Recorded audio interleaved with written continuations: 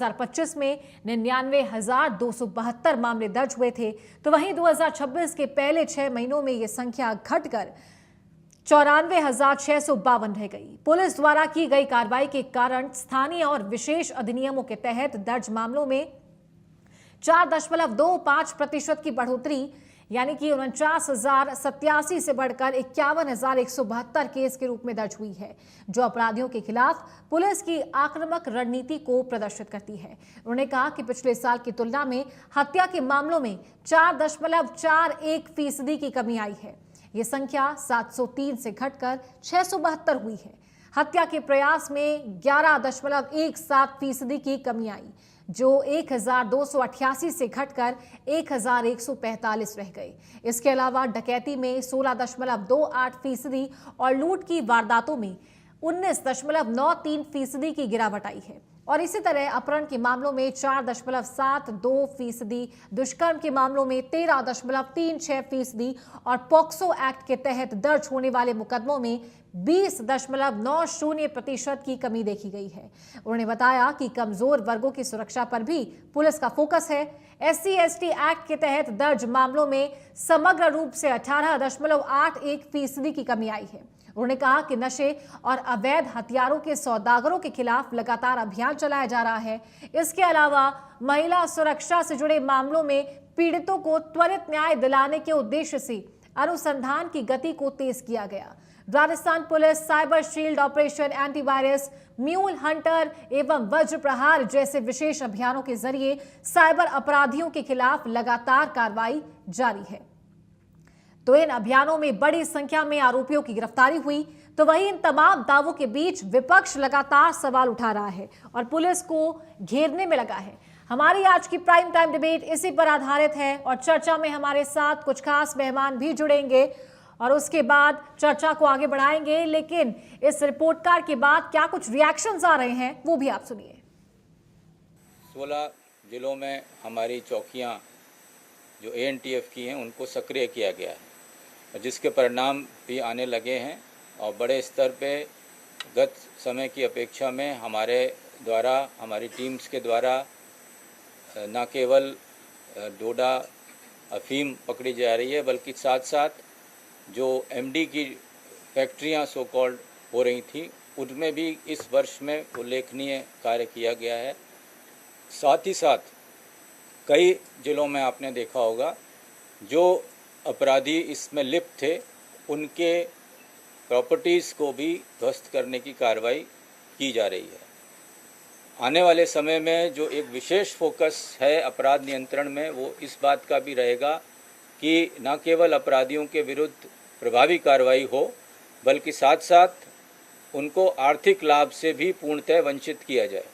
तो जहाँ जहाँ भी उनका कोई फाइनेंशियल बेनिफिट अगर उनको मिला है और उससे यदि कोई आपराधिक कमाई से कोई संपत्ति अर्जित हुई है, तो उसको चिन्हित करके उसके विरुद्ध सख्त कार्रवाई की जा रही है। इस संबंध में ऑलरेडी आपने देखा होगा कई स्थानों में हमारे अधिकारियों ने इसमें कार्रवाइयाँ की भी हैं।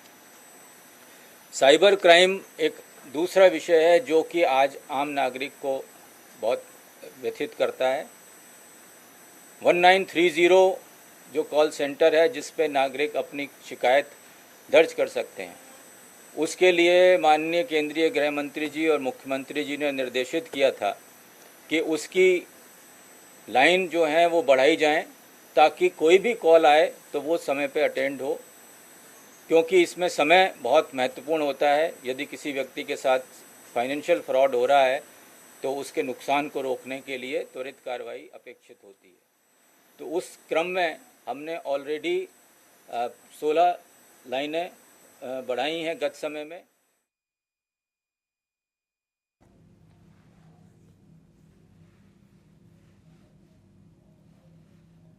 और चलिए इसी के साथ डिबेट को आगे बढ़ाएंगे। हमारे साथ खास मेहमान जुड़ गए हैं, बीजेपी से हमारे साथ जुड़ गए हैं राजेंद्र सिंह शेखावत, बहुत स्वागत है सर आपका।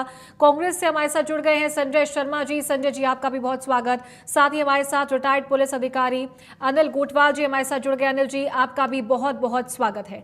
सबसे पहले संजय शर्मा जी, मैं आपके पास आना चाहूंगी। रिपोर्ट कार्ड पेश किया है आज डीजीपी के द्वारा, क्राइम कितना कम हुआ है और किस किस सेक्टर में कितना कम हुआ है उसका एक फिगर दिया गया था। इससे पहले जब हम बात कर रहे थे, पहले डिबेट में आपके साथ आप जुड़े थे और आपने कहा था कि क्राइम लगातार राजस्थान में बढ़ रहा है, ग्राफ राजस्थान का लगातार बढ़ा है क्राइम में, लेकिन आज रिपोर्ट कार्ड पेश किया है। क्या कुछ कहना है विपक्ष का? कॉन्फ्रेंस हमने सबने सुनी। हेलो, जी जी, मेरी आवाज आ रही है? बिल्कुल बिल्कुल संजय जी। मैं कह रहा था कि डीजीपी साहब की प्रेस कॉन्फ्रेंस आज हुई, सबने हमने सुनी देखी। मुखिया के सबसे बड़े पुलिस के अधिकारी हैं, तो ये उम्मीद थी कि जो डेटा उनकी टीम द्वारा या विभाग के आला अधिकारियों द्वारा उनको दिया जाएगा, जिस पर वो पीसी करेंगे, वो कहीं ना कहीं सही होगा, रास्ता दिखाने वाला होगा और उसमें किसी तरह का कोई घालमेल नहीं होगा। परंतु डेटा हम जब एनसीआरबी का देखते हैं, नेशनल क्राइम रिकॉर्ड ब्यूरो का देखते हैं, तो कुछ चौंकाने वाले मामले सामने आते हैं, कुछ चौंकाने वाले डेटा सामने आते हैं जिसपे डीजीपी साहब ने कुछ नहीं कहा। मिसाल के तौर पे रेप के मामलों में राजस्थान भारत का अग्रणी राज्य है और जो दो राज्य पीछे राजस्थान से आते हैं, जो बाद में है राजस्थान के, वहां भी डबल इंजन की सरकारें हैं, महाराष्ट्र और उत्तर प्रदेश। इसके अलावा आप देखिए साइबर क्राइम के मामलों में बहुत ज्यादा वृद्धि हुई है।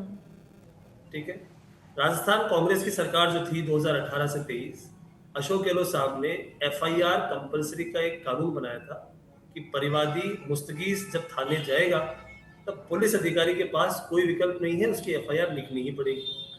आज मैं जानना चाहता हूं, बीजेपी के स्पोक्स पर्सन बैठे हैं, पुलिस के अन्य अधिकारी बैठे हैं, तो क्या ये नियम लागू किया जा रहा है? क्या ये पॉलिसी पे काम हो रहा है? हम देखते हैं कि कई बार कई संज्ञेय अपराधों की बात कर रहा हूं मैं, संज्ञेय अपराधों में भी ये देखा गया है कि परिवादी पीड़ित या पीड़िताएं पुलिस थाने में जाती हैं, दर दर की ठोकर खाती हैं, उनकी एफआईआर ही नहीं होती है। तो आप समझिए मैडम, अगर क्राइम रजिस्टर्ड ही नहीं होगा तो डेटा में कैसे बोलेगा? आज जो बात कर रहे हैं डीजीपी साहब की, मर्डर के मामलों में कमी आई है, कुछ और मामलों में कमी आई है, तो एफआईआर ही नहीं हो रही ना। और आप देखिए लॉ एंड ऑर्डर की स्थिति राजस्थान में, अजमेर जैसी बहुत सेंसिटिव जेल है, अजमेर जेल के जिसके बारे में कहते हैं कि बहुत जयपुर के बाद शायद सबसे सुरक्षा की दृष्टि से बहुत महत्वपूर्ण जेल है, वहां पे जगन गुजर की हत्या हो जाती है जेल के अंदर। इसके अलावा बहुत से मामले में हाई कोर्ट में आए दिन बम की अफवाह आती रहती है। कितनी बार हाई कोर्ट जयपुर जो बेंच है इसमें बम की अफवाह आई है, कोई कार्रवाई हुई आज तक? कोई दोषी पकड़ा गया? इसके अलावा स्वयं मुख्यमंत्री जी को जान से मारने की धमकियां आए दिन मिलती रहती है। तो ये किस बात का ये आज ये प्रेस कॉन्फ्रेंस, मुझे तो समझ ही नहीं है कि क्यों की गई है। अगर वाकई में क्राइम कम हुआ है तो फिर अखबारों के पन्ने लाल क्यों हैं? आप देख लीजिए दैनिक अखबार जो आते हैं हम राजस्थान के, उनमें क्राइम की क्या स्थिति है। क्राइम अगेंस्ट विमेन में आप देख लीजिए बहुत ज्यादा है, राजस्थान का अग्रणी है। रेप पे मैंने जैसे बता ही दिया है, पॉक्सो के यहाँ मामले हैं, किडनैपिंग के मामले हैं, साइबर अपराध के यहाँ मामले हैं। तो कौन से ऐसे मामले हैं जहां पे एफआईआर, जहां पे डेटा कम हुआ है? बल्कि पुलिस थानों की स्थिति ये है कि वहां एफआईआर नहीं लिखी जा रही है। और ये तो बात हो गई अपराध का पंजीकरण करने की, प्राथमिक सूचना रिपोर्ट की बात मैं कर रहा हूँ। इसके अलावा प्रोसिक्यूशन का हाल देख लीजिए, जो मामले जिनमें की एकदम स्ट्रेट जैकेट है कि अपराध हुआ है, सबको पता है, मीडिया में आ गया है, वहां भी कोई कार्रवाई नहीं हो रही है, प्रोसिक्यूशन में सरकार फेल है। तो किस बात की ये जो आज पीसी हुई है, मुझे तो समझ में नहीं आई है। ठीक है, डीजीपी साहब को जी। ठीक है अनिल जी, आपसे मैं इन बातों का जवाब लेना चाहूंगी। संजय जी ने जो तमाम बातें कही हैं, एनसीआरबी के आंकड़े कुछ और कह रहे हैं और साथ ही डीजीपी ने जो रिपोर्ट कार्ड पेश किया है वो कुछ और है, लेकिन तस्वीरें लगातार जो क्राइम की आती है वो कुछ और नजर आ रही हैं। इस रिपोर्ट कार्ड पे आपका क्या रिएक्शन है? देखिए, पहली बात तो ये है कि डीजीपी साहब ने जो भी रिकॉर्ड पेश किया है वो अपने डेटा के, अपने पुलिस मुख्यालय के वेबसाइट के आधार पर, वेबसाइट के ऊपर जो भी उनका वो प्रदर्शित किया हुआ है उसको सामने रखकर आज प्रेस कॉन्फ्रेंस की है कि क्यों नए पुलिस अधिकारी, प्रधान जो स्टेट लेवल के पुलिस अधिकारी है उनको संबोधित कर रहे थे, तो संबोधन के दौरान ये क्वेश्चन भी उठते हैं कि भाई कानून व्यवस्था कैसी है आपकी। तो ये कुछ चीजें होती है, तो ये एक दिन का मामला नहीं है। बिल्कुल। मैं जो समझ पाया, जो सरकार बनी है और नए डीजीपी राजीव शर्मा जी आए केंद्र से, और इन्होंने अपना जो पूर्ण अनुभव साथ लिया, तो ये बजट के दौरान की गई जो जो प्रगति है वो उसका प्रतिबिंब ये दिखाई दे रहा है डेटा। जैसे महिलाओं के अपराध से संबंधित कुछ चीजें हैं। अभी बीएनएस के अंदर कानून आया है महिलाओं से अपराध संबंधित। कुछ ये साइबर फ्रॉड से संबंधित आया है। 100% तो नहीं कह सकता, लेकिन साइबर फ्रॉड के बारे में जो आम आदमी का पैसा बैंकों से उड़ाया जा रहा है, उसके बारे में पूरे देश नहीं, पूरे विश्व में चिंता का विषय है ये। और हमारे यहाँ आईटी टेक्नोलॉजी के आधार के ऊपर जो अभी बता रहे थे कि 16 लाइनें बढ़ाई है, ये एक बहुत बड़ा वो है। तो ट्रेनिंग को लेके, कानून व्यवस्था में, ट्रैफिक से संबंधित ओवरऑल समग्र रूप से जब विभाग को अच्छा हथियार मिलते हैं, संसाधन मिलते हैं, तो कानून व्यवस्था के अंदर, चाहे वो हत्या हो, बलात्कार हो, लूट हो, डकैती हो, गैंगस्टर हो, तो मैं ये मान के चलता हूँ कि जैसे गैंगस्टर की अभी चर्चा चली, देखो वहां पर जो ये हत्या का कहते हैं जगन गुर्जर की, ये कोई वहां की जेल की उसका नहीं है। वो लीव पीरियड होता है 11 से 3 बजे का। वहां फिर भी ध्यान रखा गया है कि ये कुछ वारदातें होती है जो उसका सीधा कोई कानून व्यवस्था से संबंध नहीं होता है, लेकिन चूंकि वो जेल में हुआ इसलिए सेंसेशनल, और उसके लिए वो एक अगर एक उदाहरण हो जाता है तो उसको हम समग्र जो व्यवस्था है उससे उसको चैलेंज नहीं कर सकते। मैं पुलिस विभाग में रहा हूँ 37 साल, तो पुलिस विभाग के अंदर की कार्रवाई के बारे में जानता हूँ। लेकिन आप ये देखेंगे जो बजट के अंदर प्रावधान किए, चाहे पैनिक बटन का हो, महिलाओं के हो, कालिका का हो, आपके निर्भया स्क्वाड हो, ये सारे दिखाई दे रहे हैं ना। तो प्रिवेंटिव एक्शन लिया जाएगा। प्रिवेंटिव का मतलब अभी जो डीजी साहब उदाहरण दे रहे थे कि जो हमने पिछले मेयर्स अपराध को एक दफे रख दीजिए, अपराध के बाद में जो हम प्रिवेंटिव एक्शन यानी अपराध होने से पहले रोकने की कार्रवाई को हमने ज्यादा तवज्जो दी है, उनको ज्यादा पाबंद किया गया है, उनके खिलाफ ज्यादा कार्रवाई की है। और मैं मान के चलता हूँ कि जैसे अपराध जो है एफआईआर दर्ज करने का, एफआईआर दर्ज नहीं करेंगे तो वो रिजल्ट सामने आएगा, लोग बाग कोर्ट जाएंगे, कोर्ट जाके इस्तगासा पेश करेंगे। तो इस्तगासा पेश नहीं हो रहा है, इसका मतलब है कि एफआईआर और दर्ज में कोई ज्यादा वो जो भी है वो दर्ज हो रही है। अब तो ये एफआईआर हो रही है, मेल से दर्ज हो रही है, आप मान लो उससे नहीं है तो मेल से दर्ज करा सकते हैं, ऐसा प्रावधान है। मेरा ये मानना है कि जो अपराधों में कमी आई है ये समग्र रूप से जो सरकार की सोच होती है, सरकार ने बजट में प्रावधान किया होता है, चाहे वो ट्रेनिंग के ऊपर है, साइबर फ्रॉड के ऊपर है, सीसीटीवी कैमरे हो, चाहे आपके एक्सीडेंट से संबंधित हो, ये सारी चीजें अगर पुलिस विभाग को इस तरह भर्तियां हो, पहले आप देखिए कि 5-5 हजार की कमियां थी, वो इस बार अगर दूर हुई है तो उससे उनके जो कार्य क्षमता है वो बढ़ती है। तो मेरा ओवरऑल जो डाटा है जो इन्होंने प्रस्तुत किया है, अब ये कहते हैं कि एनसीआरबी से ये वो है, तो एनसीआरबी ने 6 महीने के बजट का वो नहीं दिया है। राजस्थान ने 6 महीने के बजट की समीक्षा की है, तो एनसीआर का और राजस्थान पुलिस का जो डीजी साहब ने प्रस्तुत किया है उसमें हो सकता है कि कुछ कमियां, क्योंकि ये 6 महीने का ही किया है उन्होंने, वहां ईयरली होता है, तो ये कुछ डिफरेंस हो सकता है, मैं ऐसा नहीं कहता। और इसके अंदर राजस्थान पुलिस से संबंधित है, पुलिस ने काफी प्रयास किए हैं कि नशाखोरी दूर हो। आप ये देखिए कॉलेज स्कूल में जागरूकता अभियान ड्राइव चलाया, नशाखोरी के खिलाफ तो देखो आउट ऑफ स्टेट भी जाके कार्रवाई की है।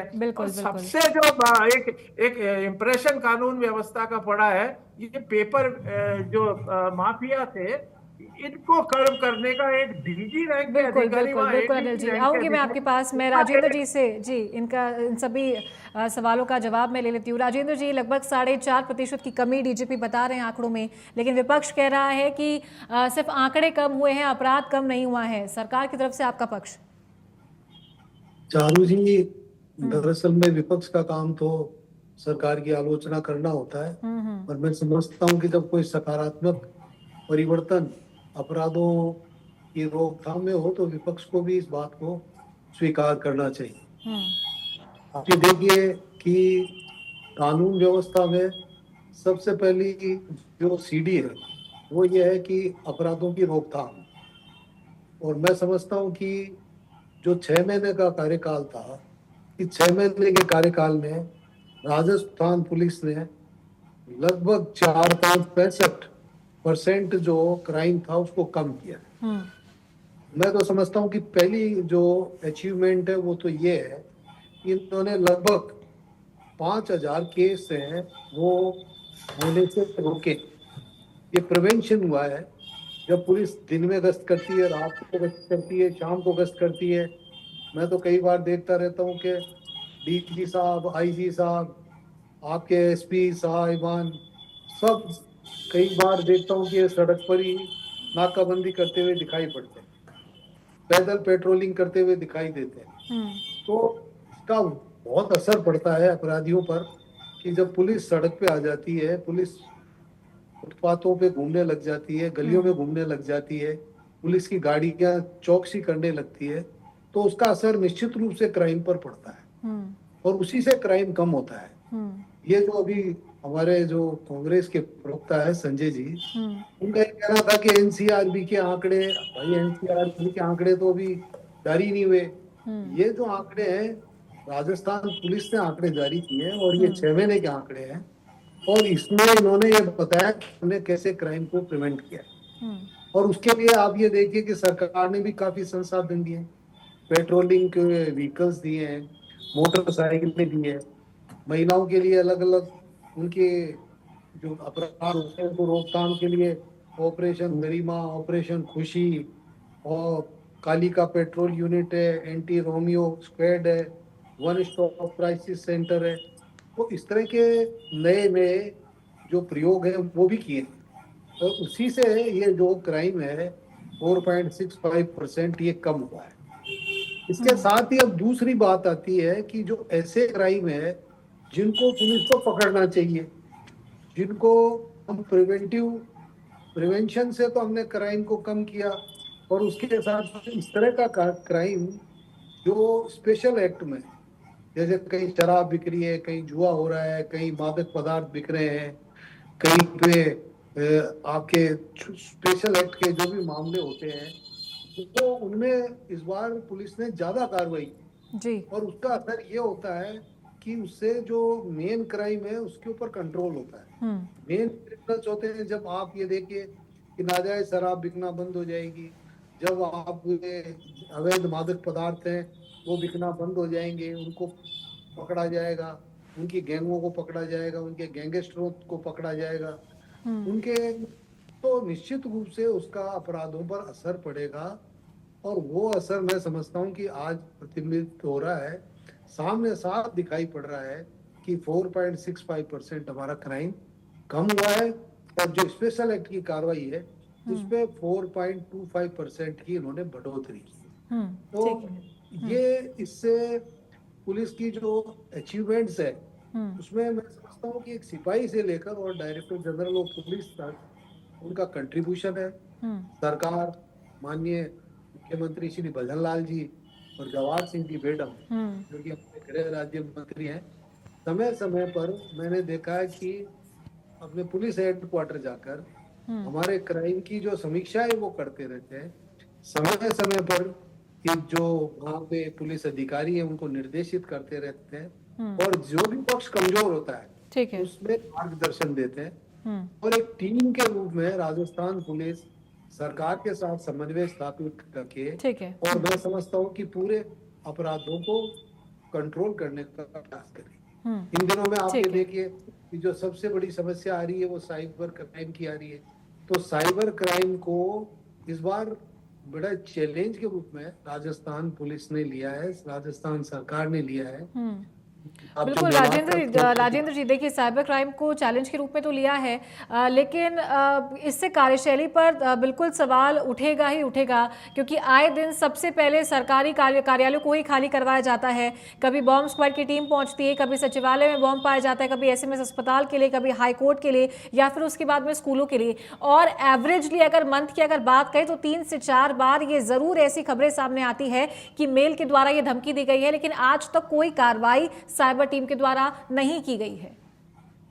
नहीं, वो आपकी बात सही है चारू। ये जो विदेशों में बैठकर और आजकल जो टेक्निकल सपोर्ट लेते हैं कि आप फोन चाहे इंडिया भारत से कर रहे हो, पर वीपीएन सिस्टम से अगर आप फोन करते हैं तो उसमें कॉल ट्रेस हो नहीं पाती और मेल भी ट्रेस नहीं हो पाती, और इनके जो मेन सर्वर हैं वो विदेशों में स्थित है।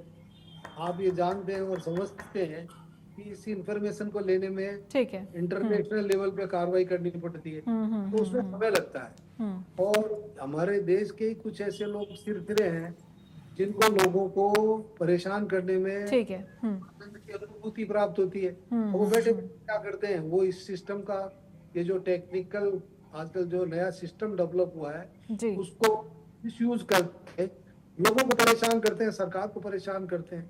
तो इसमें निश्चित रूप से कार्रवाई हुई है। जोधपुर में भी कार्रवाई हुई है इसको लेकर, नागौर में भी कार्रवाई हुई है और बीकानेर में भी कार्रवाई हुई है। तो ऐसा नहीं है, बाकायदा हर जगह इसमें कार्रवाई हो रही है। और कई बार ऐसा लगता है कि इन्हें इंफॉर्मेशन को विदेशों से लाने में समय भी लगता है। ठीक वो है, एक अलग। ठीक है। संजय जी, आपके पास मैं आ जाऊंगी। आप रिएक्शन दे रहे थे अनिल कोटवाल जी की बात पर, और साथ ही जिस तरीके से अनिल जी ने समझाया क्या कार्यशैली और कैसे कैसे जो रिकॉर्ड्स हैं उन्हें फिगर आउट किया जाता है। एनसीआरबी के आंकड़ों की बात भी आप कह रहे थे कि वो ईयरली आते हैं, और ये 6 महीने का रिकॉर्ड है कुर्सी संभालने के बाद में जो डीजीपी ने दिया है। तो क्या विपक्ष को डीजीपी के आंकड़ों पर भरोसा नहीं है, और अगर नहीं तो क्या वैकल्पिक आंकड़े आप निकल कर ला रहे हैं सामने? देखिए चारू जी, हम जो बात कर रहे हैं तो उसका मतलब ये नहीं है कि इनको क्रिटिसाइज करने के लिए कर रहे हैं या कोई हमें कोई आनंद मिलता है इसके अंदर। डीजीपी का पद बहुत ही सम्मानीय और सबसे सूबे के सबसे बड़े पुलिस अधिकारी का पद है जी। और उस दफ्तर से कोई अगर बात सामने आ रही है तो पूरी समग्र बात आनी चाहिए। बुनियादी बात मैं आपको बताता हूँ, पिछले 72 घंटे में राजस्थान में क्या हेडलाइंस है। गंगानगर में 13 साल की बच्ची के साथ दुष्कर्म हुआ है और जघन्य अपराध हुआ है, कोई कार्रवाई नहीं है, दोषी पकड़े नहीं गए। भरतपुर में व्यापारियों की गोली मार के हत्या की गई है। शिवदासपुरा जयपुर में हत्या हुई है। जयपुर में ही ज्वेलरी स्टोर में डकैती हुई है। और मैं कह रहा हूँ डीजीपी साहब को एक काम और करना चाहिए था। डीजीपी साहब को ये भी कहना चाहिए था कि राजस्थान पुलिस क्या एक संवेदनशील पुलिस है, सेंसिटिव पुलिस है हमारी फोर्स। मैं ऐसा क्यों कह रहा हूँ, कुछ दिन पहले सीएम साहब का काफिला निकल रहा था, एक बच्ची पे खौलता पानी डाल दिया जी, कार्रवाई के नाम पे लीपापोती कर दी, किसी ने माफी नहीं मांगी। ये क्या हो रहा है भाई? सीएम साहब का काफिला निकल रहा है। ये तो वही सीएम साहब है ना जो कहते हैं हम तो लाल बत्ती पे भी रुकेंगे, हम तो कॉमन आदमी है, मैं तो किसान का बेटा हूँ। फिर कहाँ जाती है सीएम साहब के मुंह से? तो कोई बात खैर निकलती ही नहीं है, वो तो पढ़ के बोलते कोई बड़ी बात है। परंतु आज डीजीपी साहब को पीसी की स्टार्ट उससे करना चाहिए था कि वो लड़की रेशु गुप्ता शायद उसका नाम है, कि मैं माफी मांगता हूँ कि मेरे बेड़े के अधिकारियों द्वारा उसके साथ ये किया गया। ये क्या तरीका है? पुलिस जो है सेंसिटिव होती है तभी क्राइम रोक पाती है। संवेदनशीलता, एक कंपैशन की भावना पुलिस को होनी चाहिए। 2 बड़े पुलिस के अधिकारी बैठे हुए जिन्होंने पुलिस महकमे को बहुत सेवाएं दी है, ये ज्यादा अच्छे से बता पाएंगे। तो ये सारी बातें हैं। क्राइम का ग्राफ आप आंकड़ों में कह रहे हो कम हो रहा है, सड़क पे, ढाणी में, गांव में, हर जगह। मैंने बताया ना 19 जो महानगर है, प्रमुख महानगर मेट्रो सिटीज, उसमें जयपुर का स्थान अव्वल है when it comes to crime against women। अब कौन जवाब देगा इस बात पे? लड़कियां, महिलाएं सेफ है क्या आज? आप एक काम करिए, आप कैमरेमैन को लेकर आप भी सड़क पे निकलना और महिलाओं से पूछना, जयपुर की बात कर रहा हूं, छोटे शहरों की तो भूल जाइए जी। तो हम कोई क्रिटिसाइज नहीं कर रहे, हमारा ऐसा कोई इरादा नहीं है। हमने तो उनकी पूरी पीसी सुनी और उस पर जो बुनियादी सवाल खड़े हुए वो ये खड़े हुए कि डेटा की आड़ में सिर्फ एक वाहवाही लूटने का प्रयास किया गया जो नहीं होना चाहिए। क्योंकि अगर वो मुद्दों पे आते जो मैंने आपको बताए भी सारे, ये ज्वलंत मुद्दे हैं, इन पे काम होना चाहिए। अगर डीजीपी साहब केंद्र से आए हैं और बहुत अपने आप में अच्छे अधिकारी है, ताकतवर है, जो भी है, तो वो दिखना चाहिए। वो पूरा पुलिस बेड़ा, कप्तान है पुलिस के, वो इस तरह से काम करना चाहिए कि क्राइम की रोकथाम हो, होती दिखती नहीं है। और मैंने जो जेल की बात कर रहे थे गोठवाल साहब कि वो जेल में हुआ है, अरे भाई जेल में तो सिक्योरिटी और अच्छी होती है।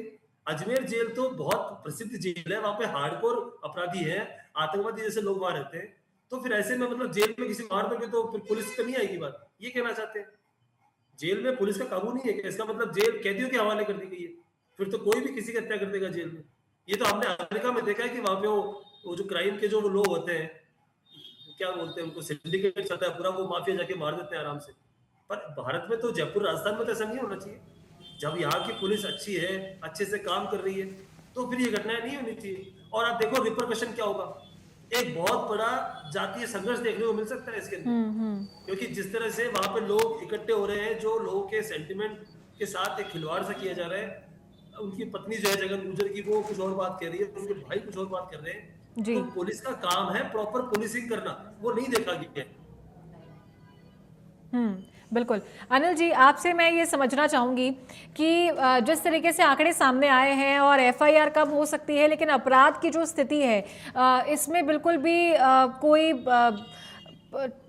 दूसरी बात नहीं है, इसमें कोई दूसरी तस्वीर नहीं है कि दिन प्रतिदिन महिलाओं के खिलाफ जो अपराध है वो राजस्थान में बढ़ा है। फिर चाहे से सबसे बड़ा और ताज़ा मामला गंगानगर का क्यों ना उठा लिया जाए, या चेन स्नैचिंग की वारदात हो जाती है, और या फिर दिन दहाड़े गर्भवती महिला को छेड़ दिया जाता है। तो ये जो आंकड़े हैं ये किस बिहाफ पे निकाले जाते हैं?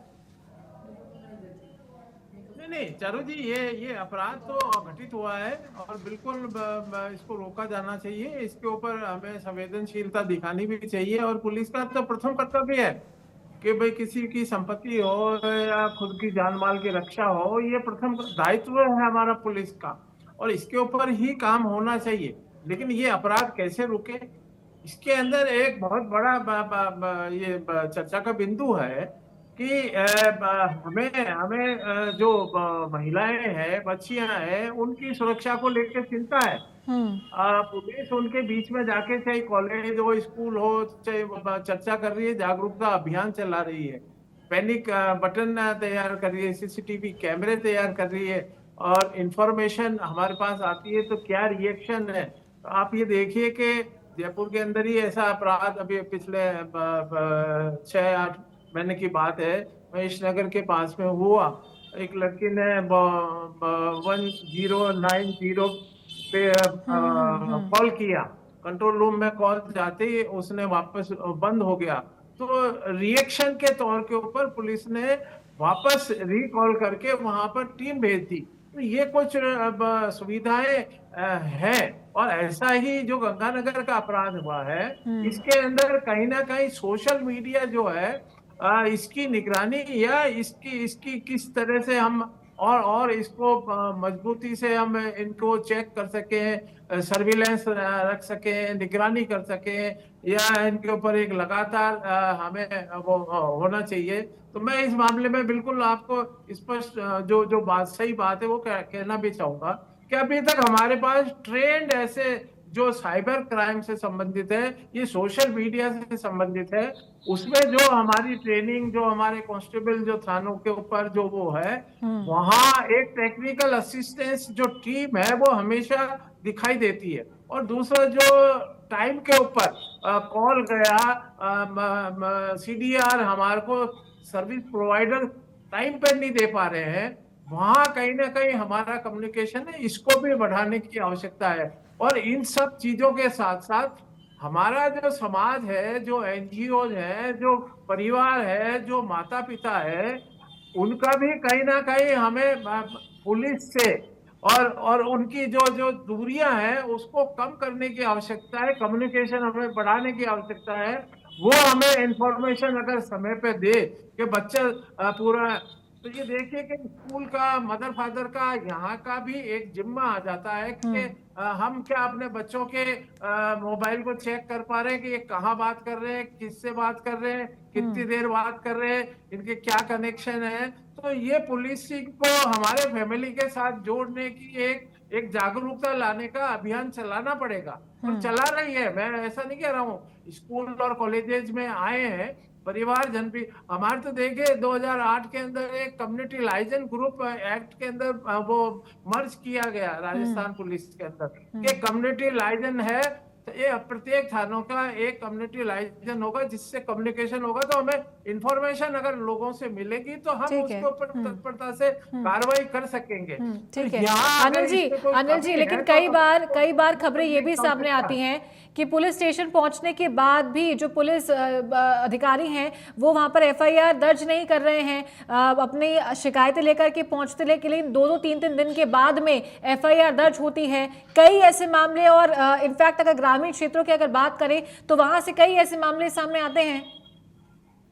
नहीं देखिए चारू जी, इसके अंदर तो हमने जो पुलिसिंग ने, पुलिस मुख्यालय ने या राज्य सरकार के द्वारा जो जो वो एक प्रोसीजर अपनाया गया है। मान लो पुलिस स्टेशन पे आपकी एफआईआर दर्ज नहीं होती है, तो ये सुविधा दी गई है कि आप ईमेल के ऊपर एफआईआर करा सकते हो और बिना नंबर एफआईआर एसपी ऑफिस में जाके दे सकते हो। वहां से आपकी एफआईआर दर्ज हो जाएगी। इन सब के साथ साथ हमारे मजिस्ट्रेट के ऊपर भी जाके आप एफआईआर के लिए कह सकते हो। उसके बाद में हमारे जो सीनियर ऑफिसर हैं उनको भी कंप्लेंट नोट करा सकते हो। ऐसे लोगों के ऊपर समय ठीक पे है। विभागीय कार्रवाई के भी प्रावधान है कि उनको थानों से हटाया भी गया है, उनके खिलाफ विभागीय समीक्षा के दौरान कार्रवाई भी ठीक है। की गई है। ये ठीक तो है। एक एक हमारे हमने ये प्रोसीजर सेट कर रखा है कि आपकी एफआईआर नहीं है तो आप मेल के ऊपर भेज दीजिए, डाक से भेज दीजिए, एसपी ऑफिस में चले जाइए। कोर्ट भी एक उसका है, सीनियर ऑफिसर्स के पास भेजिए। तो इसके लिए तो हमने ये जिम्मेदारी पुलिस ने व्यवस्था के तौर पे की है। साथ ही अगर मान लो मैं ये मान के चलता हूं कि जहां हमारी कमी आ रही है, जहां दुखती रग है, जहां मैं आपको बताना चाह रहा हूं, या सबसे ज्यादा परेशानी अभी हमारी आ रही है साइबर क्राइम के मामले में। किसी ने मोबाइल के जरिए उसको कॉल किया, लिंक भेजा, उसका पैसा उड़ गया उसका। तो ये एक एक आम जनता के अंदर ये चीज है कि साहब 5 लाख से कम की एफआईआर दर्ज नहीं हो रही है। उसकी रिपोर्ट लेके लिखी जा रही है, ले रहे हैं साइबर थानों के ऊपर, और साइबर थाने पूरे राजस्थान में अभी वो हुए नहीं है। तो हमें इस टेक्नोलॉजी को और मजबूत बिल्कुल, तरीके से क्योंकि प्रोसेस आगे काफ़ी लाना ज़्यादा चाहिए। स्लो है।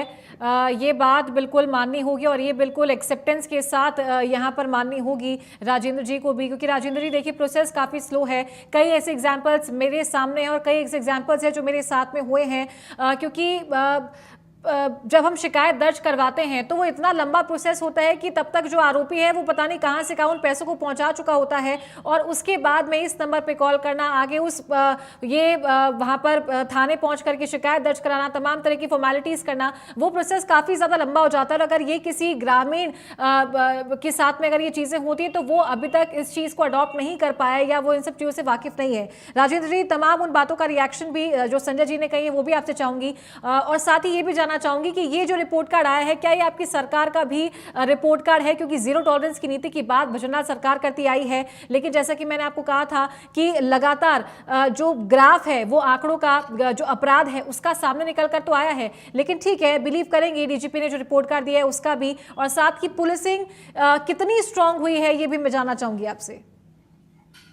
चारू जी, आपने 2-3 बातें जो है वो सामने आई है।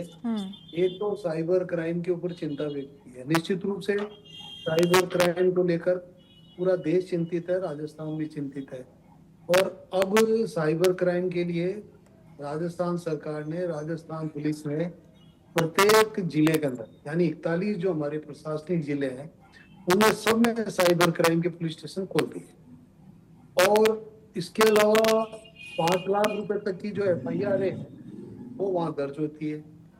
और इसके अलावा व्हाट्सएप के नंबर हैं वो भी इसमें दिए गए हैं, सार्वजनिक किए गए हैं कि अगर किसी के साथ में साइबर क्राइम होता है तो उसको आप इस पर व्हाट्सएप पर नंबर पे दीजिए, तो उसी समय कार्रवाई शुरू हो जाती है उसको रोकने की, होल्ड करने की। और राजस्थान पुलिस ने पिछले 2025 के अंदर कुल 3432 केसेस इसके दर्ज किए और उसमें 768 करोड़ रुपए की जो राशि थी उसको होल्ड करवाया।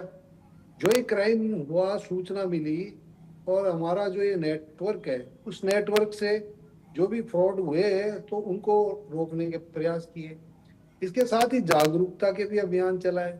समय समय पर अखबारों में विज्ञापन है, टेलीविजन में विज्ञापन है, समय समय पर आपके मोबाइलों पर भी विज्ञापन दिए जा रहे हैं, मोबाइलों पर भी मैसेज दिए जा रहे हैं कि इस तरह के जो साइबर क्राइम होते हैं उनमें अपना ओटीपी न दें। ओटीपी थोड़ी सी हमारी भी व्यक्तिगत जिम्मेदारी बनती है, सोशल रेस्पॉन्सिबिलिटी बनती है कि हम जो भी ये मोबाइल देखते देखते हम किसी ऐसे ऐप को डाउनलोड न करें जिसके बारे में हम वाकिफ नहीं हो। तो अब क्रिमिनल है वो क्राइम करने की कोशिश करता है, अब उसमें ये जो पीड़ित है उसका भी एक दायित्व हो जाता है कि वो भी अपना बचाव करे। और अगर इस तरह का क्राइम हो जाता है तो उसको सरकार और पुलिस पकड़े। तो मैं समझता हूँ कि सरकार और पुलिस पकड़ने में भी कोई कमी छोड़ नहीं रही है। और आप ये देखिए कि जो डिजिटल अरेस्ट वाले केसेस हुए थे, पूरा देश एक बार हिल गया था और किस तरह से लोगों को डिजिटल अरेस्ट कर करके और लाखों करोड़ों रुपए लोग लूटते थे। अब उस पर पूरी लगाम लगी है।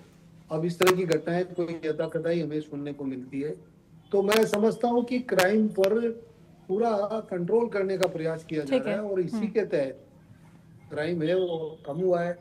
इसके साथ में एक नई चीज और देखने को मिल रही है कि जो इन्वेस्टिगेशन का जो टाइम था वो है उसको भी उसमें भी सुधार कर रही है राजस्थान पुलिस। जो इन्वेस्टिगेशन की स्पीड है उसको प्रॉपर करने के लिए ये आप ये देखिए जो पोक्सो एक्ट थे, पोक्सो एक्ट में पहले जो चालान करते थे वो लगभग 78 दिन का एवरेज था, अब वो 51 दिन का एवरेज आ गया। तो मैं एक उदाहरण दिया, जैसे रेप के केसेस थे उसमें पहले 81 डेज था, वो 52 डेज रह गया। तो ऐसा नहीं है कि अब पुलिस पूरी तरह से चाक चौबंद हुई है और जब से भाजपा की सरकार आई है तब से पुलिस की समय समय पर समीक्षा होती है। पुलिस के साथ जो उनको संसाधन जो आवश्यकता होती है वो इनको संसाधन भी उपलब्ध कराए जाते हैं और हर तरह से जनता के सहयोग बराबर से लिया जाता है और पुलिस भी अपनी ड्यूटी को बहुत ही महत्वपूर्ण प्राथमिकता देकर, और मैं समझता हूँ कि इतनी परिस्थितियां हैं जहाँ लॉ एंड ऑर्डर भी है, जहाँ वीवीआईपी मूवमेंट भी राजस्थान में बहुत होता है। क्योंकि इन दिनों में आप देखिए कि बड़ी बड़ी जैसे बड़े बड़े प्रोजेक्ट है राजस्थान के अंदर आए हैं तो निश्चित रूप से उसमें पुलिस की भी काफी ड्यूटियां वगैरह लगी है। और उन सब के बावजूद क्राइम कम होना, क्राइम कंट्रोल होना, इसको मैं राजस्थान पुलिस के लिए, राजस्थान की सरकार के लिए एक उपलब्धिपूर्ण मानता हूँ, एक अचीवमेंट मानता हूँ। और निश्चित रूप से इसके लिए राजस्थान पुलिस बधाई की पात्र है। जिन्होंने जो 6 महीने में अपना रिपोर्ट कार्ड दिया है वो रिपोर्ट कार्ड उससे निश्चित रूप से जनता है वो उसको सराहेगी और हर क्षेत्र में दिया है। ठीक है संजय जी, आपके पास मैं आना चाहूंगी। ठीक है, चाहे SC/ST के विरुद्ध होने वाले अपराध हो, चाहे बच्चों के विरुद्ध होने वाले अपराध हो, चाहे संपत्ति संबंधी अपराध हो, चाहे शरीर से जुड़े हुए अपराध हो, सब अपराधों में कमी आई है। तो ये एक अच्छे संकेत है राजस्थान की कानून व्यवस्था सुधारने में। और मैं समझता हूँ कि यही राजस्थान की विकास के लिए मील का पत्थर साबित होगी, क्योंकि जब कानून व्यवस्था मजबूत होगी तो विकास के लिए बाहर के जो इन्वेस्टर हैं वो राजस्थान आएंगे और वो जो इन्वेस्टमेंट करेंगे, जो राजस्थान की सरकार ने राइजिंग राजस्थान में जो 35 लाख करोड़ के MOU किए हैं उनमें से लगभग 11 लाख करोड़ के जो MOU थे वो धरातल पर आ गए हैं। तो वो कानून और व्यवस्था को देख कर आए हैं तो निश्चित रूप से उससे रोजगार भी मिलेगा, राजस्थान के उद्योगों को एक नई गति मिलेगी और विकास को नई गति मिलेगी। ठीक है राजेंद्र जी, मैं आऊंगी आपके पास। संजय जी, क्या विपक्ष ये जो आंकड़े हैं इन्हें राजनीतिक चश्मे से देख रही है, और अगर नहीं तो क्या पुलिसिंग का डिफरेंस है अब की जो सरकार है उसमें और पहले जब पूर्व मुख्यमंत्री अशोक गहलोत थे तब कानून व्यवस्था के क्या हाल थे? पुलिसिंग में क्या डिफरेंस देख रहे हैं आप, आंकड़ों में क्या डिफरेंस देख रहे हैं आप? चारू जी, हर बात को राजनीतिक चश्मे से देखना तो ठीक नहीं है। और लोकतंत्र में विपक्ष का काम ही ये है कि वो सरकार को आईना दिखाए, ठीक जनता है। की आवाज बने। अगर हम वो नहीं करेंगे तो भी आप लोग हमें ब्लेम करेंगे कि विपक्ष कहाँ है। और अगर हम सजग होकर लोकतंत्र के प्रहरी बनकर सरकार को आईना दिखा रहे हैं तो फिर उसमें किसी को आपत्ति नहीं होनी चाहिए। मैंने पहले भी कहा कि हमें डीजीपी साहब की प्रेस कॉन्फ्रेंस जो हुई है उसमें हमें कोई दिक्कत नहीं है, डीजीपी साहब को करनी चाहिए समय समय पर। समस्या जो है वो यह है कि अपराध ग्राउंड लेवल पे कम होता नहीं दिख रहा। अब कागजों में, आंकड़ों में, फाइलों में तो वो शहर का मौसम गुलाबी है, पर जनाब सड़क का मौसम कुछ और है, वो वाली बात है। और देखिए अभी आप एक प्रोसेस की बात कर रही थी चालू जी, बहुत अच्छी आपने बात की। अंग्रेजी में कहावत है कि sometimes process is a punishment. तो ये दिक्कत है बहुत बड़ी राजस्थान पुलिस के साथ में, जो मैंने भी कई बार देखी है और लोग भी देखते हैं, आपने भी महसूस किया होगा कि एक परिवादी के लिए, मुस्तगीज के लिए, पीड़ित के लिए, पीड़िता के लिए वो प्रोसेस ही इतना खतरनाक है कि वो सोचता है कि मैं फिर क्या लेने आया हूँ। बिल्कुल। अब गोठवाल साहब कह रहे थे कि साहब थाने में नहीं हो तो आलाधिकारी के पास चले जाओ, वहां नहीं हो तो कोर्ट में चले जाओ। गोठवाल साहब आप तो सीनियर पुलिस के अधिकारी रहे हैं, हर आदमी के पास संसाधन नहीं होते, पैसे नहीं होते, किस स्थिति में आदमी थाने आया है, क्या क्राइम उसके साथ हुआ है, ये सब देखना पड़ता है। अगर आप उसको ये कहो कि नहीं भाई तेरा अपराध तो संज्ञेय हुआ है तेरे साथ, पर तू यहाँ मत जा, तू एसपी साहब के पास जा, बेचारे को ये पता ही नहीं होगा एसपी साहब कहाँ बैठते हैं। एसपी साहब के पास चला जाएगा तो वो पता नहीं मिलेंगे कि नहीं मिलेंगे, फिर वो कोर्ट जाएगा, वो वकील करेगा, वो इस्तिगासा लगाएगा। तो जो एफआईआर बहुत जल्दी हो जानी चाहिए उसमें लग जाएंगे 10 से 15 दिन, अपराधी भाग जाएगा और उसके बाद पुलिस उसमें एफआईआर पेश कर देगी, फिर एफआईआर को खुलवाते रहो, कोर्ट में धक्के खाते रहो। ये प्रोसेस ही पनिशमेंट है, इससे बचना चाहिए। डीजीपी साहब सीनियर अधिकारी हैं, वो ये बताएं कि अगर एफआईआर की अनिवार्यता जो हम लोगों ने करी, आपने कहा क्या आमूलचूल डिफरेंस था, सबसे बड़ा डिफरेंस ये था एफआईआर आसानी से होती थी। ठीक और ठीक है, अच्छा एक बात मैंने और देखी है, आजकल एक वो ट्विटर पे एक राजस्थान पुलिस का एक अकाउंट है, उस पे आता है आज रात को ये आला अधिकारी गश्त पे रहेंगे, उसमें अधिकारियों के नाम आते हैं और उसमें बाकायदा ये भी आता है कि कौन कहाँ का रहेगा। तो मैंने ये देखा है कि कई बार उसमें, जैसे मैं अगर मानो टॉप रोड पे जा रहा हूँ तो टॉप रोड पे मैं पूरी टॉप रोड पे घूम लेता हूँ, पर मुझे कोई ऐसी पेट्रोलिंग नजर नहीं आती। ठीक है। कौन से बड़े अधिकारी वहां घूम रहे हैं, उनके मोबाइल नंबर भी दिए हुए होते हैं। तो ये सब बातें सिर्फ सोशल मीडिया पे डालने से इससे काम नहीं ठीक चलेगा। है, ठीक है, अगर समय की कमी है। ठीक है संजय जी, एक फाइनल कमेंट मैं अनिल जी से लेना चाहूंगी। अनिल जी, काफी एक्सपीरियंस है, लंबा एक्सपीरियंस है आपको, क्या कितना सशक्त करने की कोशिश यहाँ पर सरकार कर रही है पुलिसिंग को और कितना एडवांस करने की कोशिश कर रही है, क्या डिफरेंस आप देख रहे हैं? एक फाइनल कमेंट, समय की कमी है। अनिल जी। अच्छा बेर से कह रहे हैं जी चारू जी जी जी चारू जी, मैंने जो अभी एक समस्या बताई कि साइबर क्राइम के लिए हमारे पास में वो नहीं है। आप ये देखिए कि हमारे पास में बहुत बड़ी कमी है आईओज की। सब इंस्पेक्टर लेवल का जो जो, जो जांच अधिकारी है वो काफी हमारे पेंडिंग पड़ी है ये भर्तियां। कांस्टेबल की भर्तियां पेंडिंग पड़ी है। तो ये देखिए कि वो 600 पिछले 700 वो थानेदार भर्ती नहीं हुए, अब ये वाले थानेदार नहीं हो। तो मेरा सरकार से यही है कि इसको शीघ्रातिशीघ्र भरे, कांस्टेबल की जो नफरी है उसको पूरा करे। हमारे कहीं ना कहीं जो ये टेक्नोलॉजी की बात आ रही है, ट्रेनिंग की बात आ रही है, तो इसमें हमारे साइबर एक्सपर्ट क्यों नहीं पुलिस के अंदर भर्ती करते हैं? साइबर एक्सपर्ट हर थाने के ऊपर लगा दें। हम आधा समय तो डाटा लाना करना उसको चेक करने में ही लगा देते, तो इन्वेस्टिगेशन में और टाइम रिड्यूस होगा। तो एक्सपर्ट के हर थाने के ऊपर क्यों नहीं भर्ती करना चाह रहे हैं? करनी चाहिए, कांस्टेबल लेवल पे करें। तो ये कुछ चीजें हैं, इसको ट्रेनिंग के ऊपर और करें। तो ये भर्ती है, ये टेक्नोलॉजी है, कोई साधन है, ये उपलब्ध कराए सरकार और बजट के अंदर आने वाले बजट में इसका प्रावधान करे तो ठीक है। अनिल जी, माफी चाहूंगी, समय की कमी है। राजेंद्र जी, संजय जी, अनिल जी, आप तीनों का बहुत बहुत शुक्रिया इंडिया न्यूज पर जुड़ने के लिए और इस मुद्दे पर अपनी बात रखने के लिए। इसी के साथ प्राइम टाइम डिबेट में आज फिलहाल इतना ही। नमस्कार।